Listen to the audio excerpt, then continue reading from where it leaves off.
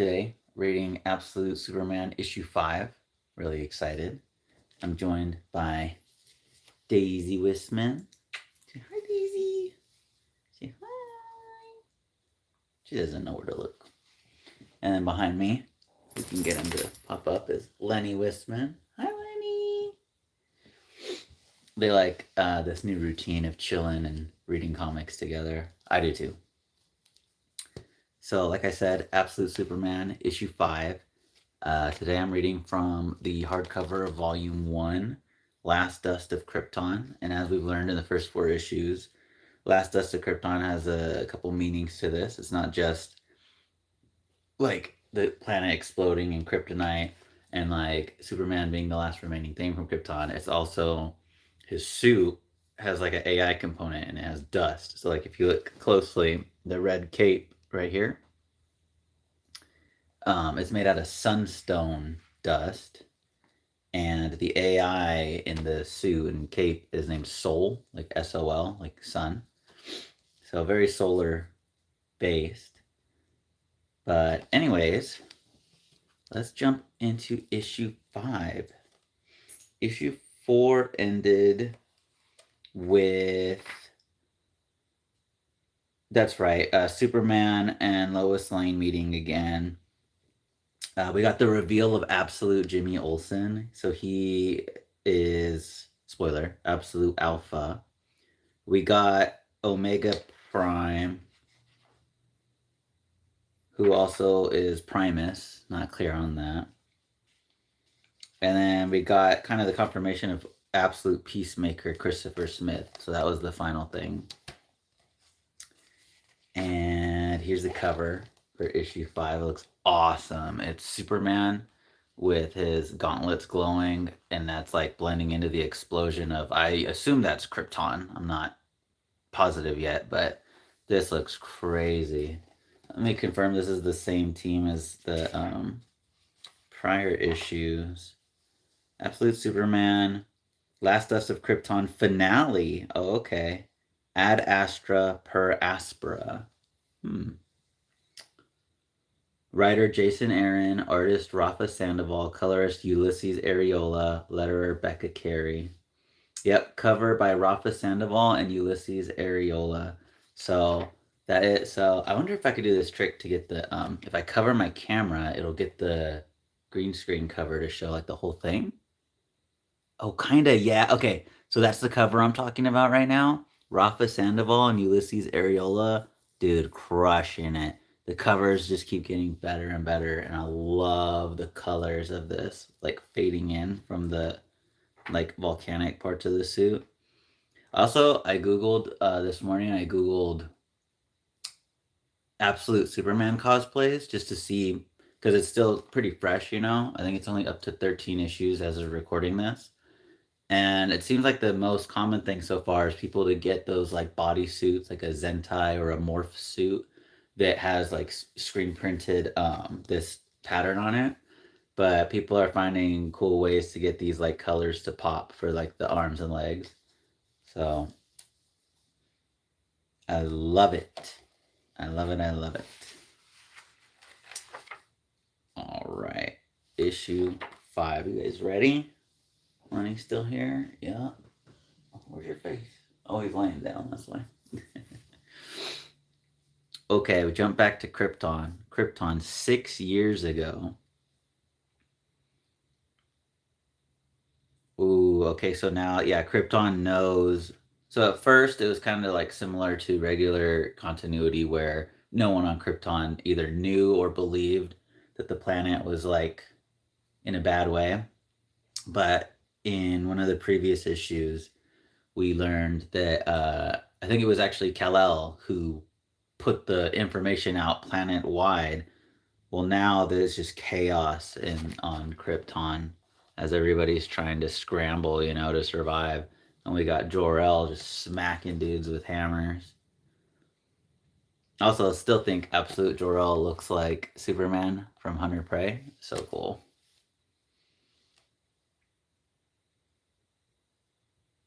Get to the truck.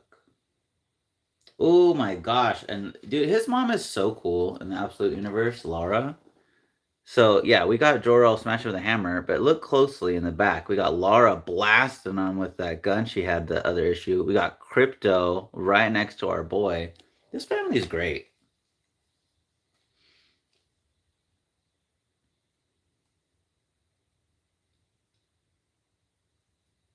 Forcing us to fight our way to safety, but there was no safe place left on Krypton. Not for us, not for anyone. As this dude, I don't know if they explained this symbol or not. It kind of looks like the Zod symbol. Where's a good example? Oh, there we go. So see, that's kind of like a crest, but with like a Z kind of.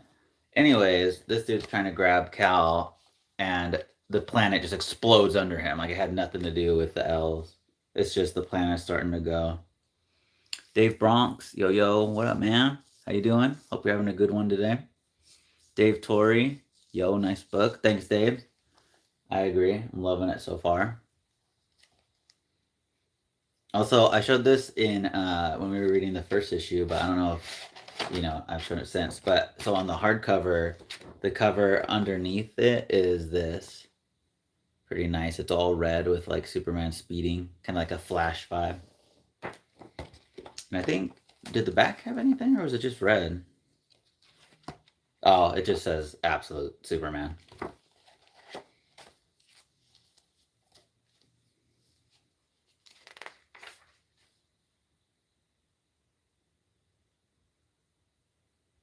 The world knew the truth that Krypton was breathing its last.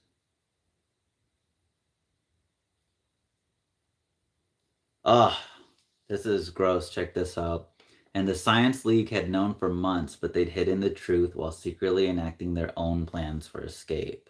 What's that movie?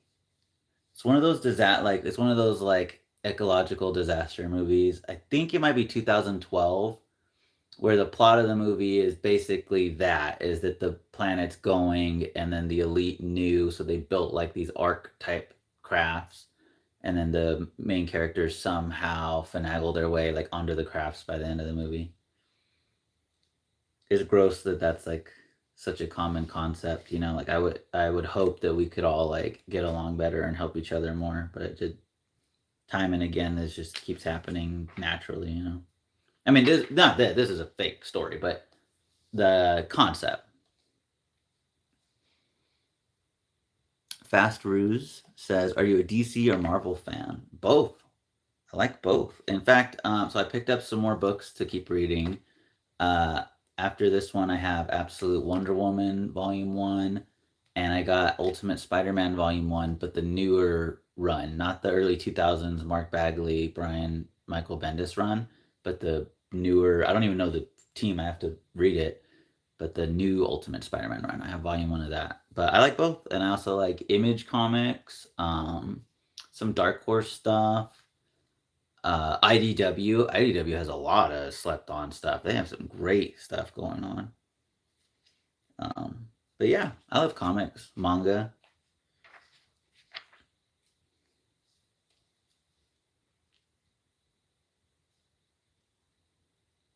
In the wake of this revelation, the planet began to explode in more ways than one.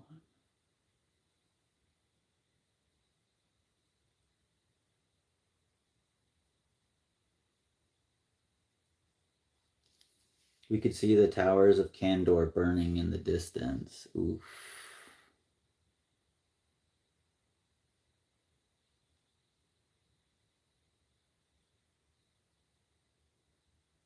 I don't know which was worse, how we Kryptonians had abused our homeworld so brutally, so heedlessly for so very long, or what we did to one another in those, our final shameful hours. Oh, this is crazy right here. So, in the Absolute Universe, we learned that their chess symbols were like a class system. So, if you look as people are trying to like survive anywhere, you can see all the people with the S that were the lowest class being beaten back still, even still by like the Zod. I don't know what the Z stands for in here. Units.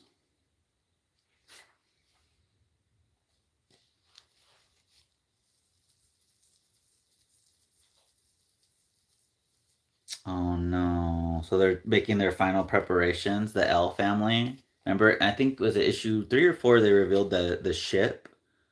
Because it was like we were led to believe that it was gonna be like the classic thing of Superman like being sent on his own to Earth. But it was like a little twist thing. His mom and dad are like, no, like we're all going. I built a ship for all of us to go, which is cool. Hope I mean, I don't think that's gonna play out how they hope it does, but it'd be cool if it did. Anyways, poor Laura, she's here like doing the final touches on the ship, and she's just her last thoughts right here are maybe I can reconfigure the Starslide engines one more time. Make enough room to squeeze another person on board, maybe two. I need Laura. You said so yourself. There's nothing more you can do without compromising the ship's integrity. So she's trying any optimization she can do to the ship to just one more, two more, anyone, just anyone come with us, survive. Like, Laura's so cool.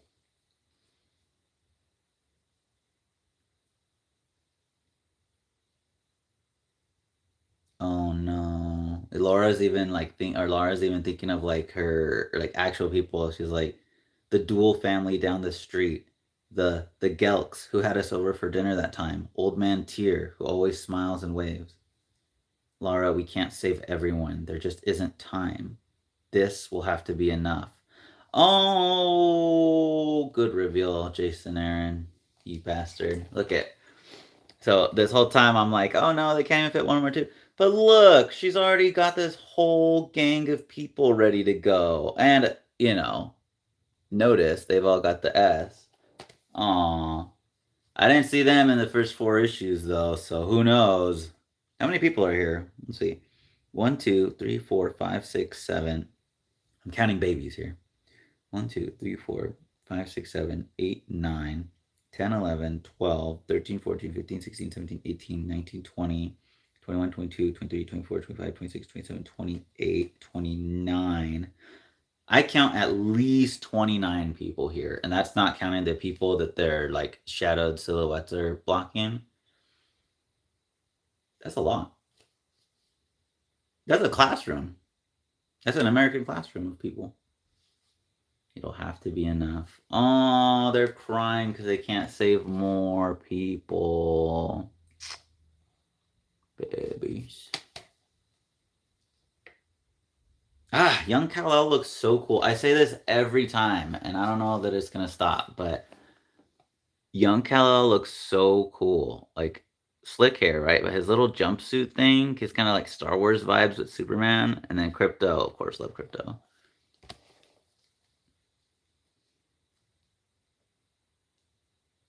Rage swelled within me as I watched my parents weep.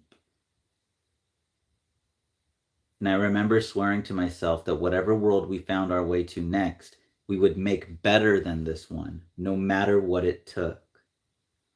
Is this where he's getting his resolve to make Earth better? What a great shot, too. We got Kal-El and Krypto looking off through. I forgot what they called this. I know it's in the Red Row Mountains, right? And I think last issue they had said, if anybody knows, please comment so I don't have to reread every page. Wish I had a better memory. But basically, they told us where this is. This is like where their family goes to. And normally they go there to look out and see how beautiful Krypton is. And now this is like the opposite of that. He's looking out as it's being destroyed. Oh, we cut back to now Earth. Earth, Pakistan Peacemaker Outpost.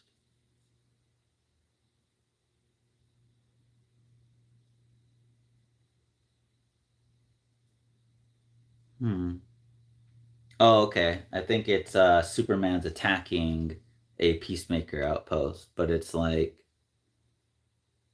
it's kind of interesting. This seems to be a common thing so far with him is when he makes entrances to these kind of things, Soul and the Sunstone Dust Cape kind of come in first, and then he comes in secondary. So here we see like the Dust attacking this outpost and tanks, excuse me, regular tanks, not hella tanks this time.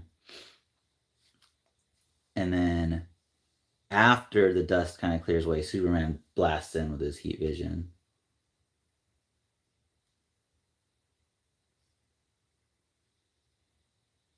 Okay, so the last page of issue 4, where Absolute Peacemaker, Christopher Smith, like lost it and killed a bunch of innocent people.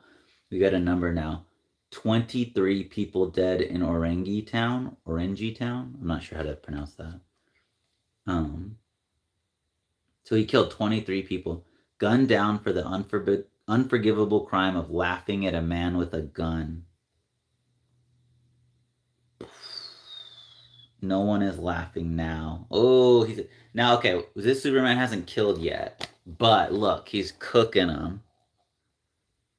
Chat, they're cooked.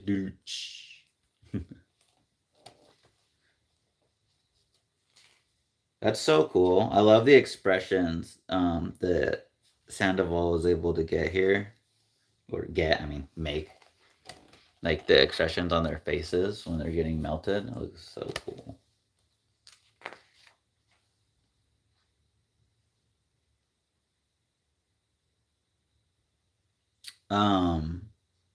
Okay, so Superman's looking for somebody and he's telling Soul to help him look for it. For him. Find him. Oh, this is a cool way of putting this. So Soul's trying to hack into Lazarus Corp, but he says the Lazarus Corp cyber defenses are of a sophistication beyond this planet's natural capabilities. Peacemaker Smith's whereabouts are heavily encrypted. That's got to be connected to Absolute Brainiac. How he's basically like the computer. He's like the IT guy, IT department, and computer all wrapped in one for Lazarus Core. But we still don't know, or I don't know if he's like alien in this or not. No, well, maybe because in that one issue they said that their tech is from another galaxy or something. Anyways, cool that Brainiac is kind of like a natural counter to Soul right here. Otherwise, Superman could just access anything anywhere. So it looks like Superman's looking for Absolute Peacemaker, Christopher Smith.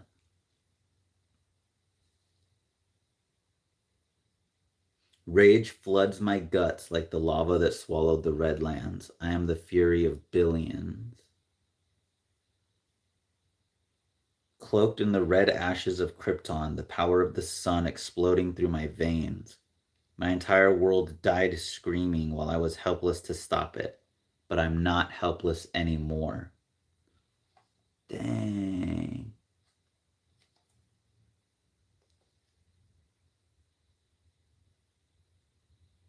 Ooh, interesting. This is Soul checking back in. Cal, I'm close to unraveling the encryption while also fending off a series of counterattacks. So Brainiac's even trying to hack into Soul. Ooh, I hadn't thought of that. That'd be sad and scary if Brainiac got access to Soul. Oof. Hope not. Oh my gosh, look, even the next thing. Someone called Brainiac is attempting to infiltrate my systems. I found him. Smith? Brainiac. He's at a research and development facility in the Nevada desert. The room is filled with miniaturized alien cities stored in bottles. Cal, there are people inside of them. People who won't stop screaming. Ah! Brainiac wants to speak with you. He is offering Smith's whereabouts. We can find him at... Uh-oh. Would you guys negotiate with Brainiac? I mean, Absolute Universe knew everything. Who knows? But just gut instinct. That's okay, guys. It's just someone's car. Gut instinct tells me do not negotiate with Brainiac. Bad idea. Back to Krypton again. The Red Land. Let the ship bond with you and become your spacesuit. Every part of the vessel is a whole in and of itself, so we'll be safe once we take off.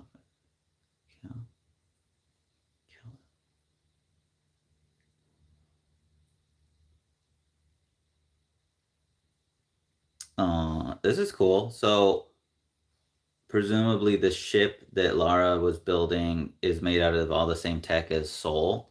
So as those like 30 or whatever people are coming on board, the ship is just naturally merging with them. Like it kind of looks like lava.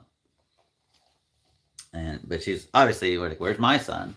And he's out saying goodbye to Krypton with Crypto, like scooping up a piece of dirt, the red dirt. That reminds me, probably not this red, but I went once to Sedona, Arizona, and the dirt there is like red, and like the mountains are red. Like it's known for that. People visit that area for the landscape and energy and whatever. It just made me think of that. I'm scooping up the dirt.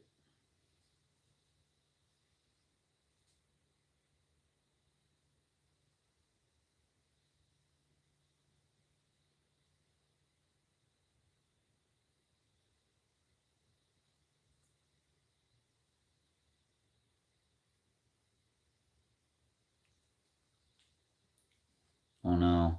So, of course, as Kal-El's, saying goodbye to his home planet and wondering what the next one's going to be like, the ledge gives out under him and he starts to go. And his mom's like, he's not bonded with the ship yet. If he falls, he'll, die. And they can't get to him in time. Who do you think? Take a guess. Who do you think catches Kal-El? He gets caught. Best boy, Crypto.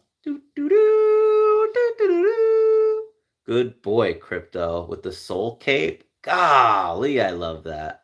I wonder if Soul is going to give Crypto his own spacesuit. I want to see. Good dog, Crypto. By the way, Kal-El's thinking like he's kind of pondering while all this horrible stuff is happening. He says, "I like to think there were tender moments happening elsewhere on Krypton that day. Loved ones who chose to spend their final hours in each other's arms, those who waded into the chaos to treat the wounded or to call for peace even as the flames rose around them. I like to think in those final hours there were Kryptonians somewhere out there who were fighting to help each other, and that it wasn't just one boy being saved by his dog. I like to think this." Ooh. That makes me think of I want to say it's Mr. Rogers. Please correct me if I'm misattributing this, but I want to say it's Mr. Rogers who said, in terrible events, when you're looking for like the silver lining, like the good stuff and the bad, look for the helpers. And I know that quote has been used with like 9/11, like for America, the terrorist attack on the Twin Towers, the World Trade Centers in New York. That quote was used a lot because in all the awfulness and chaos of that, people immediately and horrifically, this is true, but a lot of the first responders, like the first helpers of that tragedy, died or suffered horrible injuries because it was so ongoing, like the buildings collapsing, more stuff was happening. But they were saying you can always look for the helpers. Like, don't give into despair and your thoughts of like, everything's done, what's the point now? Because in those moments, there are people around you who feel the same, but they choose to help, whether it means something or not. And sometimes it means more than we think. And that's cool that Superman kind of has that mentality. Also, I don't know if this is intentional, but this whole like getting ready for a spaceship, leaving one planet, going to another planet, trying to be smart and better, yada yada. I'm kind of getting like Dune vibes, like Paul Atreides from Dune, just like a little bit, not hardcore, but that's cool because I love Dune too. Anyways, a lot of stuff here telling us that Superman is well-intentioned, well-meaning.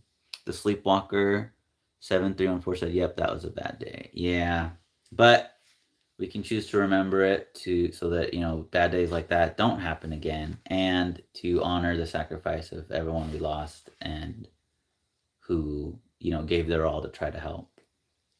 So many good movies about like real life stories, like the one with Nicolas Cage and is it Michael Pena, the actor from Ant-Man, the funny friend? They play two firefighters who get trapped under the World Trade Center and then later rescued, and that's based on a true story. Anyways, back to this book.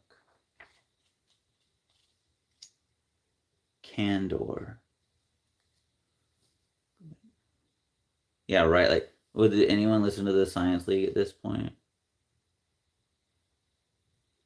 Oh no. Keep them back. Kill them if you have to. The ships can't take off if they. Yeah, so like I was saying, like 2012 or like any disaster scenario, the people are just flooding in, trying to just jump onto these ships, and the Science League is just trying to bat them off so the ships can take off to save their people. Terrible.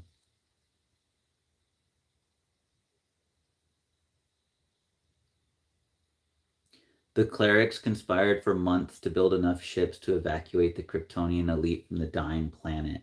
What could Krypton have accomplished in that time if the guilds had allowed themselves to work together? See? More people would have been saved, no doubt. Maybe not all, but as it was, not a single ship managed to. Wait, what?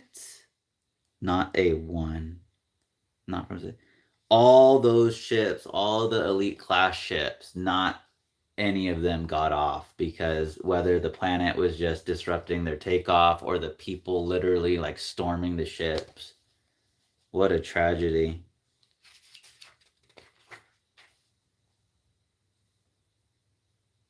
Oh my gosh, everybody looks so cool. Look, so the soul. So basically, I mean, unless something changes, this is more or less just the soul spacesuit that Superman's wearing.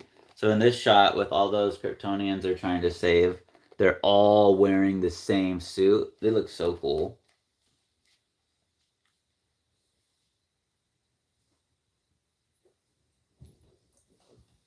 Hi, Leonard. Leonard got a little bit closer. Feeling chilly?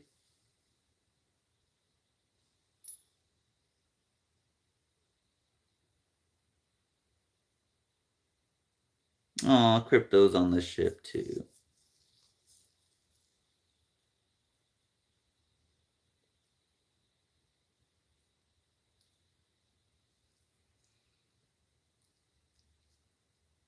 Oh no. So they're on the ship like flying away and this kid actually God, I gotta stop looking too much into things because who knows. But a little girl, a little blonde girl who's younger than him, Supergirl, absolute Supergirl. I don't know. She's crying, and Kal-El's doing his best to cheer her up, and finally starting to feel good about it. And as he looks out the window, though, Krypton's exploding, by the way, and as is exploding, a chunk of the planet just like a missile blows the ship apart right through the middle. Oh no, all those people are sucked out. The lady with the baby. Do not be afraid, Kal-El. I am Sol, your exploratory spacesuit. I will protect you. Oh, thank God. The ship seems to be scooping up the people that were like sucked out at the bottom there. Oh, please, Sol. Lara tried so hard for this. I will protect you. Oh, how cool. So every person. Oh no. Every person who fell, the ship took itself apart and wrapped everybody individually in like mini spaceships, right? Kal-El's in one, Crypto's in one. I said, Crypto, Mom and Dad, where are you? Are you okay? We're here, Cal. We're with you, son, always. Cal's in his own ship, Mom and Dad are in a ship, and Crypto's in a ship. Oh no. For 10 billion years, the planet Krypton basked in the blistering red light of its sun. Toward the end of its existence, the planet had become riddled with parasites. Tiny creatures infested Krypton's star-hardened skin, eviscerating the world one handful of guts at a time, until its insides became unstable, until its blackened lungs breathed. 10 billion years my homeworld stubbornly endured. And it only took a few measly million for people to ruin it all. And it's just their fortress, and well, not fortress, I keep saying that, but the Red Row Mountain place they visit blows up. That will be the legacy of Krypton, that no matter the grandeur or the majesty, no matter the history or the power of the science, no matter the depth of the love, it can all go away, every last speck of it, in an instant. Oh no. So we're not getting clarification yet, but as these ships are zooming apart, I'm very clearly noticing not all of the ships are making it. Because yeah, as the main ship, boom, and splinter into the pieces to grab the people, but each mini ship, as it gets hit, it's just done. Like that one-off person is done. The only one we see make it out so far is Kal-El. Mom? Dad?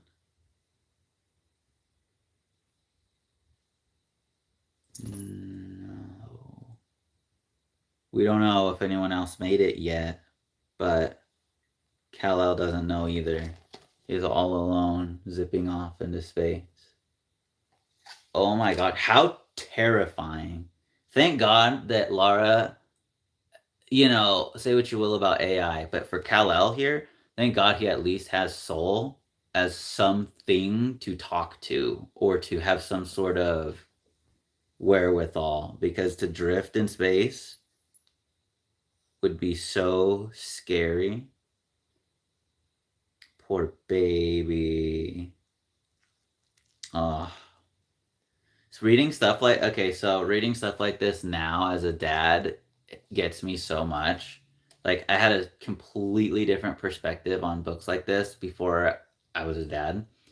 And not that anything's wrong with anybody's perspectives, but what I mean to say is that I would always, like, what if this was me? What if I had to go through this? Or how would I deal with this? How well would I handle that? Yada, yada. And now, instead, I don't think like that. I think with my heart, and I see him as, I'm going to, like, fuck myself up with it. Jason, Aaron, you got me, man. You got me. Woo! As a dad, I see him crying and, losing everything in it alone. And I just want to reach out and be like, how can I help? Baby. All right, we gotta go. Keep moving on. The Sleepwalker says, brutal, awesome, really good writing. Yeah, I agree. I totally understood Superman differently after my son was born. Oh yeah. Man, I'll give you a simple one. The Lion King, Disney's animated Lion King. Watched it a million times, right? First time I watched it after having my son, I was not ready. All right, back to Earth. Again with the cloud entrance before Superman actually lands. I wonder if there's something to that.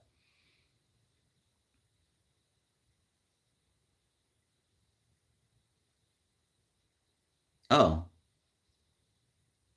So I thought Superman was flying to meet Brainiac, but Soul is saying, Cal, I don't understand. As I told you, I was close to uncovering the location of... Forget Smith. I don't want to know where he's hiding. Because if I know, I'm afraid. Afraid of Lazarus? Given what I've learned about Brainiac, I can promise you this fear is warranted. No. If I get my hands on Smith, I'm afraid of what I might do to him. Right now, I just need to be alone. And mostly, I need to be reminded, Soul. Reminded of what, Kal-El? Of home. Ooh. Okay, well this, by the way, we finally get the shot. I mean, I assume, well, maybe not, because this is nighttime and it was daytime. But that's like the closest interior panel I've seen to the cover shot here of him walking through the field. But the big reveal is Superman doesn't confront Brainiac, doesn't confront Peacemaker, and instead flies off to go clear his head. And where does he go home to? Ba-ba-da-ba. Smallville, Kansas. And then it has the same, I'm not exactly sure what this means yet, but it has the same phrase on the Smallville sign as the name of this issue. Ad Astra Per Aspera. I'm going to look that up. So when I come back for issue 6, I'm going to look up, or I'm going to have ready the Ad Astra Per Aspera meaning, sorry. Oh, I'm so excited. I'm all over the place. Look at how cool the dust looks, by the way, right here. Like fading out his cape. God, that's so cool. Superman created by Jerry Siegel and Joe Shuster by special arrangement with the Jerry Siegel family. Thank you, guys. Thanks for sharing. Oh my gosh, so that was issue 5. So issue 6 is going to be the final issue of volume 1 of Absolute Superman. Here's a little teaser here. Here's the cover. We got Welcome to Smallville with that looks like Kal-El crash landed as a boy. You know what I kind of like too? It kind of gives like Superboy vibes. Like he's showing up not as the baby, but as like Superboy already. So I'm very curious to see how that plays out differently. Oh, how cool. I'll also, because since we're finishing the volume next issue, I'll also show off all the extras. Like when you buy the trades, they usually put in extra stuff. And like for here, they have all the variant covers, which is great because there were so many. Oh, I don't remember who it was. I saw someone's video. They posted that this was a cover they really liked. Absolute Superman #1 variant cover by Wes Craig and Mike Spicer. It's kind of like an animated, chunky style look. I wonder what my favorite variant is. Let's see.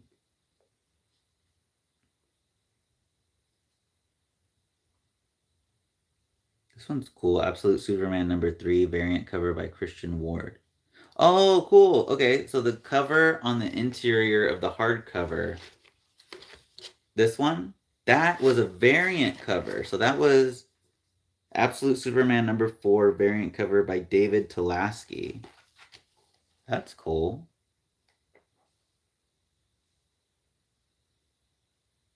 Oh, how cool. Absolute Superman #5 variant cover by Jay Lee and Jun Chung. I've met Jay Lee at conventions before. He's really cool.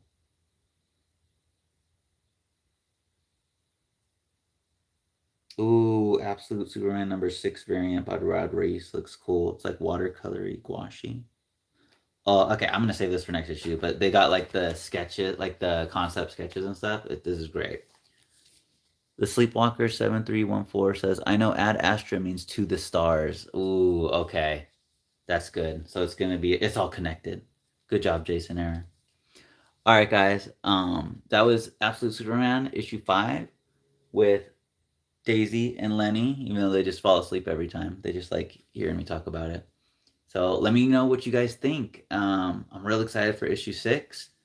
I'll catch you guys soon.